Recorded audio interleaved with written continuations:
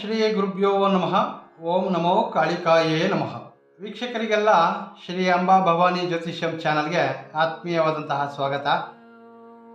ನನ್ನ ವೀಕ್ಷಕರಲ್ಲಿ ಬಹಳಷ್ಟು ಸಂಖ್ಯೆಯಲ್ಲಿ ನನಗೆ ಕಾಮೆಂಟ್ಗಳಲ್ಲಿ ಮತ್ತು ಕರೆ ಮಾಡಿ ಕೇಳಿರ್ತಕ್ಕಂತಹ ಹೆಚ್ಚಿನ ಸಂಖ್ಯೆಯಲ್ಲಿ ಕರೆ ಮಾಡಿ ಕೇಳಿರ್ತಕ್ಕಂತಹ ಒಂದು ಸಾಮಾನ್ಯವಾದಂತಹ ಪ್ರಶ್ನೆ ಮತ್ತು ಸಮಸ್ಯೆ ಎಂದರೆ, ಗುರುಗಳೇ, ಹಣಕಾಸಿನ ವಿಚಾರದಲ್ಲಿ ಬಹಳಷ್ಟು ಸಮಸ್ಯೆಗಳಲ್ಲಿದ್ದೇವೆ.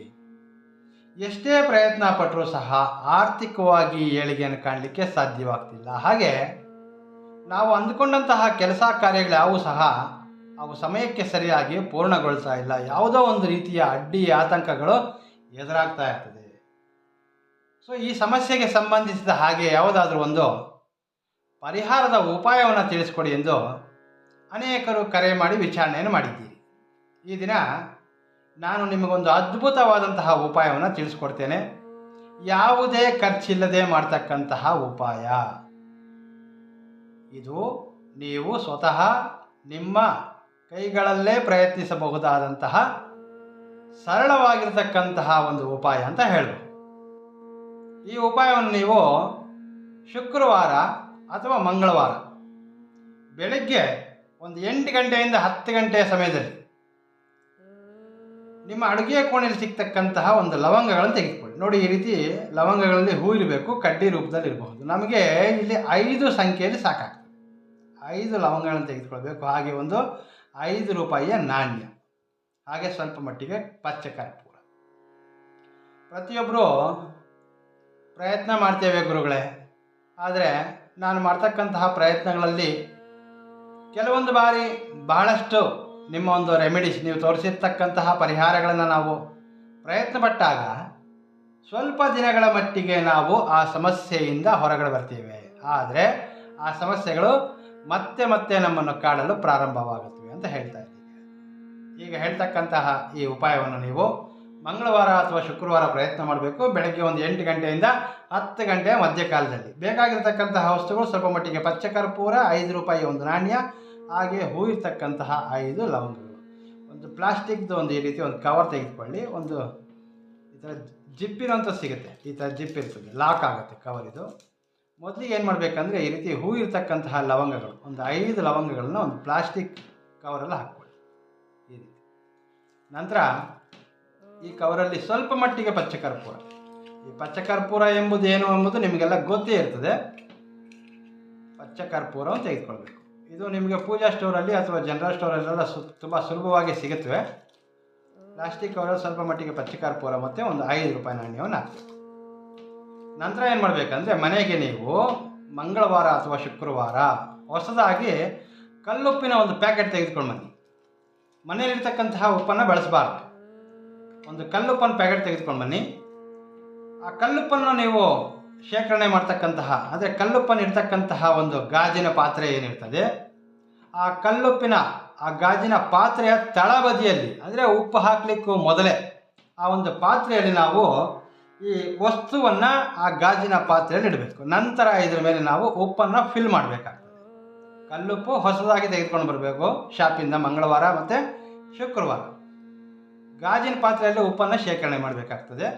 ಹಾಗೆ ಈ ಒಂದು ವಸ್ತುವನ್ನು ನಾವು ಗಾಜಿನ ಪಾತ್ರೆಯಲ್ಲಿ ತಳಬದಿಯಲ್ಲಿಟ್ಟು ಇದ್ರ ಮೇಲೆ ನಾವು ಕಲ್ಲುಪ್ಪನ್ನು ಶೇಖರಣೆ ಮಾಡಬೇಕು.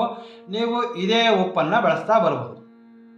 ಒಂದು ವಾರದ ಮಟ್ಟಿಗೆ ನೀವು ಮಂಗಳವಾರ ಪ್ರಯತ್ನ ಪಟ್ಟಿದ್ರೆ ಮಂಗಳವಾರ, ಅಥವಾ ಶುಕ್ರವಾರ ಪ್ರಯತ್ನ ಪಟ್ಟಿದ್ರೆ ಶುಕ್ರವಾರ, ಮುಂದಿನ ಮಂಗಳವಾರ ಅಥವಾ ಮುಂದಿನ ಶುಕ್ರವಾರ ಕಲ್ಲುಪ್ಪು ಕಂಪ್ಲೀಟಾಗಿ, ಅಂದರೆ ಪೂರ್ಣವಾಗಿ ಖಾಲಿ ಆಗಿದ್ರೆ ಈ ಒಂದು ಉಪಾಯವನ್ನು ಮತ್ತೆ ನೀವು ಪ್ರಯತ್ನ ಮಾಡ್ಬೋದು. ಅಂದರೆ ಇದರಲ್ಲಿರ್ತಕ್ಕಂತಹ ವಸ್ತುಗಳನ್ನು ನಾವು ಪ್ರತಿ ಶುಕ್ರವಾರ ಅಥವಾ ಪ್ರತಿ ಮಂಗಳವಾರ ಇದನ್ನು ತೆಗೆದು ಹೊಸದಾಗಿ ಈ ಒಂದು ಉಪಾಯವನ್ನು ಪ್ರಯತ್ನ ಮಾಡಬೇಕಾಗ್ತದೆ. ಇಲ್ಲಿ ಗುರುಗಳೇ, ಅರ್ಧ ಮಟ್ಟಿಗೆ ಉಪ್ಪು ಉಳಿದಿದೆ ಅಂತಂದರೆ ನೀವು ಆ ಉಪ್ಪನ್ನು ಹೊರಗಡೆ ತೆಗೆದು ಬಾಟಲಲ್ಲಿ, ಒಂದು ಗಾಜಿನ ಬಾಟಲ್ ಏನಿದೆ, ನೀವು ಉಪ್ಪನ್ನು ಶೇಖರಣೆ ಮಾಡ್ತಕ್ಕಂತಹದ್ದು, ಅದರಲ್ಲಿ ತುಂಬುವಂತಹ ಉಪ್ಪು ಹೊಸದಾಗಿಯೇ ತೆಗೆದುಕೊಂಡು ಬರಬೇಕು. ಹಾಗೆ ನಾವು ಹೊರಗಡೆ ತೆಗೆದಂತಹ 7 ದಿನದ ನಂತರ ಈ ವಸ್ತುಗಳನ್ನು ಹೊರಗಡೆ ತೆಗೆದಿರ್ತೇವೆ. ಇದರಲ್ಲಿರ್ತಕ್ಕಂತಹ ವಸ್ತುಗಳನ್ನು ಹೇಳ್ಬೇಕಂದ್ರೆ, ಇದರಲ್ಲಿರ್ತಕ್ಕಂತಹ ಒಂದು 5 ರೂಪಾಯಿ ನಾಣ್ಯವನ್ನು ನೀವು ಯಾರಿಗಾದರೂ, ದಾರಿ ಹೋಕರು ಅಥವಾ ಭಿಕ್ಷುಕರು, ಯಾರಿಗೆ ಒಬ್ಬರಿಗೆ ಈ ಒಂದು 5 ರೂಪಾಯಿ ನಾಣ್ಯವನ್ನು ದಾನವಾಗಿ ಕೊಡಬಹುದು. ಹಾಗೆ ಉಳಿದಂತಹ ವಸ್ತುಗಳೇನಿದೆ, ಇದರಲ್ಲಿರ್ತಕ್ಕಂತಹ ಪಚ್ಚಕರ್ಪೂರ ಮತ್ತು ಲವಂಗಗಳನ್ನು ನೀವು ಮನೆಯಿಂದ ಹೊರ ಹಾಕಬೇಕಾಗ್ತದೆ. ಮನೆಯಿಂದ ಹೊರಗಡೆ ಹಾಕಬೇಕು. ಮತ್ತೆ ನೀವು ಮುಂದಿನ ವಾರ ಪ್ರಯತ್ನ ಮಾಡುವಾಗ ಇದೇ ರೀತಿ ಮತ್ತೆ ಒಂದು 5 ರೂಪಾಯಿ ನಾಣ್ಯವನ್ನು ತೆಗೆದುಕೊಂಡು ಪಚ್ಚಕರ್ಪೂರ ಮತ್ತು 5 ಲವಂಗ ಈ ರೀತಿ ನೀವು ಪ್ರತಿ ಮಂಗಳವಾರ ಮತ್ತು ಶುಕ್ರವಾರ ಈ ಒಂದು ಉಪಾಯವನ್ನು ಪ್ರಯತ್ನ ಮಾಡೋದ್ರಿಂದ ಧನಾಭಿವೃದ್ಧಿ ಆಗ್ತದೆ. ಮುಖ್ಯವಾಗಿ ಏನು ಅಂದರೆ ಖರ್ಚುಗಳು ಕಡಿಮೆ ಆಗ್ತದೆ. ಅನಗತ್ಯವಾಗಿ ಕೆಲವೊಂದು ಬಾರಿ ನಮಗೆ ಆರೋಗ್ಯ ಸಮಸ್ಯೆಗಳಿರಬಹುದು, ಬೇರೆ ಯಾವುದೋ ಒಂದು ಮನೆಯ ಮೇಂಟೆನೆನ್ಸು, ಹೀಗೆ ನಮ್ಮ ಊಹೆಗೆ ಇಲ್ಲದ ರೀತಿಯಲ್ಲಿ ಅನಗತ್ಯವಾದಂತಹ ಖರ್ಚುಗಳು ಅದು ನಾವು ಅಂದುಕೊಂಡಿರೋದಿಲ್ಲ, ಅಂತಹ ಸಮಯದಲ್ಲಿ ಆ ಖರ್ಚುಗಳು ಬರ್ತವೆ. ಈ ಉಪಾಯ ಪ್ರಯತ್ನ ಮಾಡೋದ್ರಿಂದ ಏನಾಗುತ್ತೆ, ಖರ್ಚಿನ ಮಾರ್ಗಗಳು ಮುಚ್ಚಿಕೊಳ್ಳುತ್ತವೆ. ಯಾವಾಗ ನಿಮಗೆ ಖರ್ಚುಗಳು ಕಡಿಮೆ ಆಗುತ್ತವೋ ಸೇವಿಂಗ್ಸ್ ಎಂಬುದು ಅದು ಆಟೋಮೆಟಿಕ್ಕಾಗಿ ಬೆಳೀತದೆ. ಖರ್ಚುಗಳು ಕಡಿಮೆ ಆಗಿದ ಕೂಡಲೇ ನೀವು ಹಣವನ್ನು ಉಳಿತಾಯ ಮಾಡಲಿಕ್ಕೆ ಒಂದು ದಾರಿ ಅಂತ ಸಿಗುತ್ತೆ. ಹಾಗೆ ಈ ಉಪಾಯವನ್ನು ಪ್ರಯತ್ನ ಮಾಡುವಾಗ ತಾವು ತಲೆ ಸ್ನಾನ, ನಿಮ್ಮ ಪ್ರತಿನಿತ್ಯದ ಕಾರ್ಯಗಳೆಲ್ಲ ಮುಗಿಸಿ, ಇದು ಸಮಯ ಇದೆ ನಿಮಗೆ, ಬೆಳಗ್ಗೆ 8 ಗಂಟೆಯಿಂದ 10 ಗಂಟೆ ಮಧ್ಯಕಾಲದಲ್ಲಿ ಮಾಡ್ತಕ್ಕಂತಹ ಉಪಾಯ. ಹಾಗಾಗಿ ಈ ಉಪಾಯವನ್ನು ಸ್ತ್ರೀಯರು ಪುರುಷರು ಯಾರು ಬೇಕಿದ್ರೂ ಪ್ರಯತ್ನ ಮಾಡಬಹುದು. ಬಹಳ ಸರಳವಾಗಿರ್ತಕ್ಕಂತಹ ಉಪಾಯ. ಉಪ್ಪು, ಕಲ್ಲುಪ್ಪು ನಾವೇನು ಬಳಸ್ತೇವೆ ಅದು ಸಾಕ್ಷಾತ್ ಮಹಾಲಕ್ಷ್ಮಿಯ ಸ್ವರೂಪ ಆಗಿರ್ತದೆ.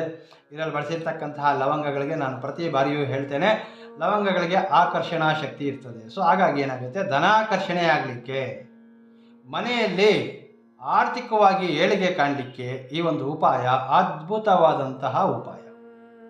ಪ್ರಯತ್ನ ಮಾಡಿ. ನೀವು ಮಾಡ್ತಕ್ಕಂತಹ ಈ ಪ್ರಯತ್ನದಲ್ಲಿ ತಾಯಿ ಭವಾನಿ ದೇವಿಯು ಸದಾ ನಿಮ್ಮೊಂದಿಗಿದ್ದು ನೀವು ಮಾಡ್ತಕ್ಕಂತಹ ಪ್ರಯತ್ನದಲ್ಲಿ ನಿಮಗೆ ಶೀಘ್ರವಾಗಿ ಫಲವನ್ನು ಪ್ರಸಾದಿಸಲಿ ಎಂದು ನಾನು ಮನಸ್ಫೂರ್ತಿಯಾಗಿ ಪ್ರಾರ್ಥನೆ ಮಾಡ್ತೇನೆ. ನಮಸ್ಕಾರ. ಸರ್ವೇ ಜನೋ ಸುಖಿನೋ ಭವಂತು.